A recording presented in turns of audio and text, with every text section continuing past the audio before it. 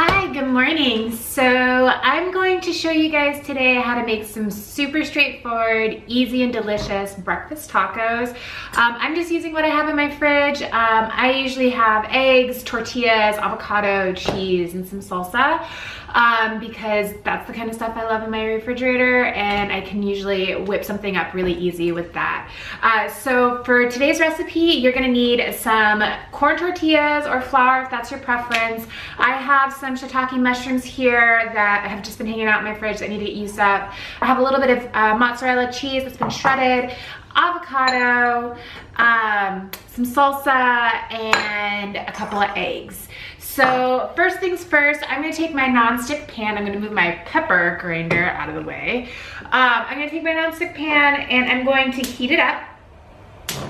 The big thing with cooking eggs is you always want to cook eggs on a low and slow when you're doing scramble. The protein in the egg can very easily get overcooked, and then you're looking at tough, gray, or watery eggs. No one likes tough, gray, or watery eggs. And so the way to go is to just do it nice and low and slow. I personally don't particularly care to add any fat to my scramble custard. I like to just do straight eggs, whip them up really nice and frothy, salt and pepper, and then I'm good to go. If you want something a little bit more unctuous, then I would recommend for sure adding just a hair of your favorite milk or half and half or even heavy cream. That'll just make them more luscious and definitely make them more of a treat instead of kind of your staple everyday eggs. So what I'm doing right now is I'm taking my shiitakes and I'm de-stemming them and just pulling the stem out because those are tough and you can't really eat those very well. I'm going to do these first. So what I'm gonna go ahead and do is I'm gonna grab some olive oil. I'm gonna put this into my pan and let that heat up. You want the olive oil, you want your fat if you're using butter or your olive oil, canola oil, vegetable oil, whatever. You just want it to, if you're using butter, let it bubble up and foam and completely melt so it's nice and hot. And then if you're using an oil, just make sure that it is shimmery and it's very loose. It'll go from being a very thick consistency to something that's a little bit more loose and pliable.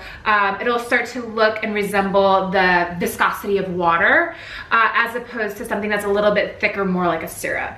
So I'm just quartering my mushrooms here. I'm gonna turn the heat up on my stove because the other thing that is kind of like a good recommendation that I always put into practice for my own eggs is I always do the add-ins first. So I cook those off and make sure that those are really well to go. The thing with mushrooms is that mushrooms have a lot of water in them, so you want that to get cooked out, and so that way you have something that's a little bit more dry, so that way when you fold these into your actual eggs, they don't become a runny, watery mess, basically. So as you can see here, our pan, maybe you can't see, our pan is definitely hot, the oil is loose. I have more mushrooms than I need, so I'm gonna use half of these in today's recipe, and then I'll just put the rest in my refrigerator.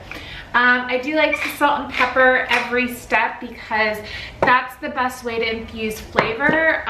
If you don't salt and pepper between each layer, then there is a propensity for it to get a little bit bland, and you want to just avoid that. So always salt and pepper as you're going through each step.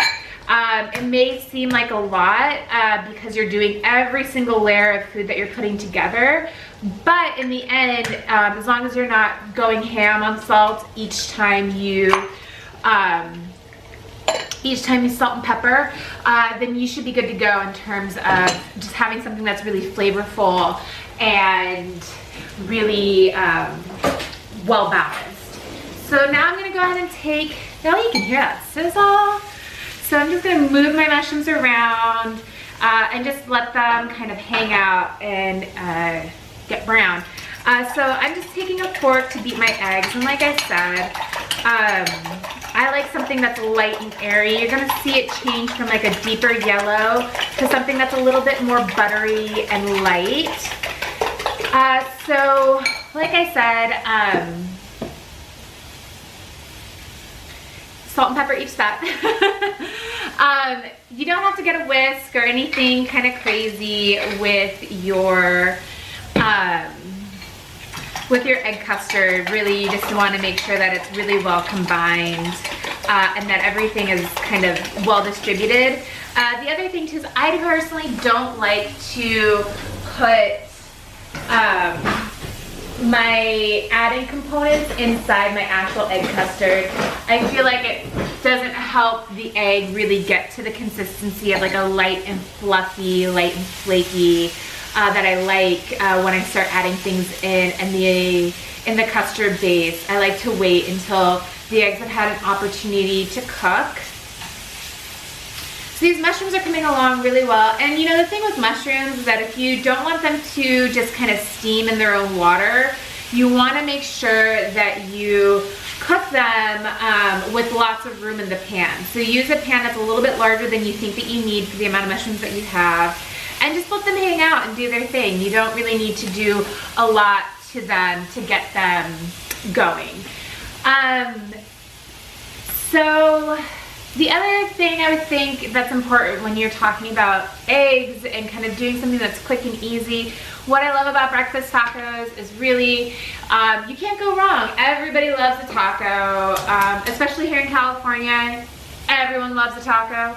And so you have something that you can do within, 10 to 15 minutes, get it on the table. This is even something you can do as a weekday morning kind of breakfast. It doesn't have to be reserved for the weekend. And like I said, you can put in whatever you have. I've done tons of breakfast tacos where I haven't had any of the things that I've had in front of me other than eggs and tortillas, and they're still delicious. You really can't go wrong. I just need to make sure I have some hot sauce in my refrigerator.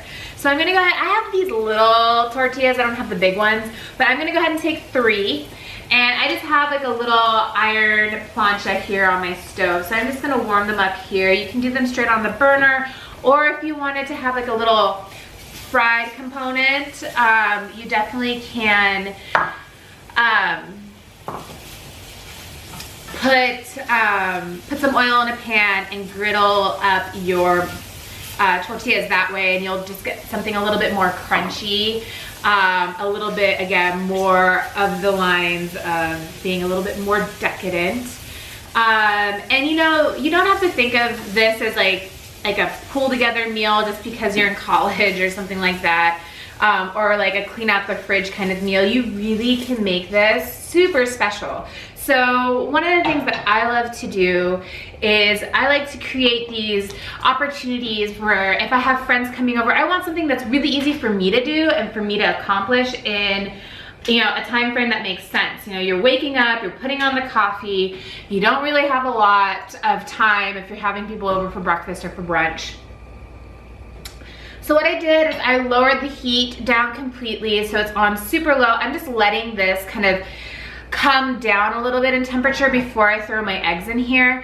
And one of the things I should mention to you is that when you do breakfast tacos and you add stuff into your taco, you want to pare back on the eggs. So you don't need 3 or 4 eggs. You really maybe need just 1 or 2 because you have other things that are going to help fill out the center of your taco. So yeah, so what I like to do is I'll tell my friends, like, this is what we're having. I try and make things as far in advance as I can. So I'll make my egg custard the night before. I'll make sure everything is mise en place.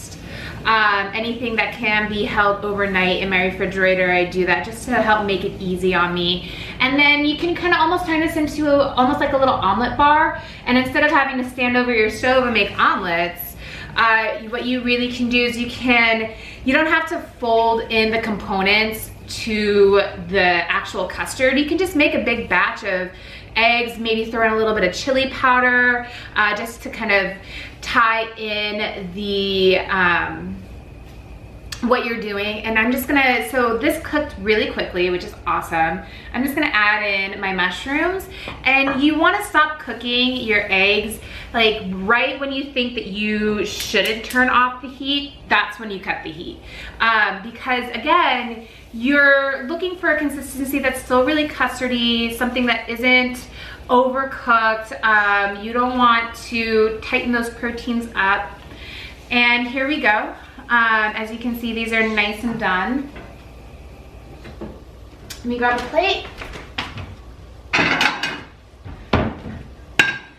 And so you can have just that big batch of, you know, eggs going, and then you can have all of these other components ready for people to just throw onto their taco.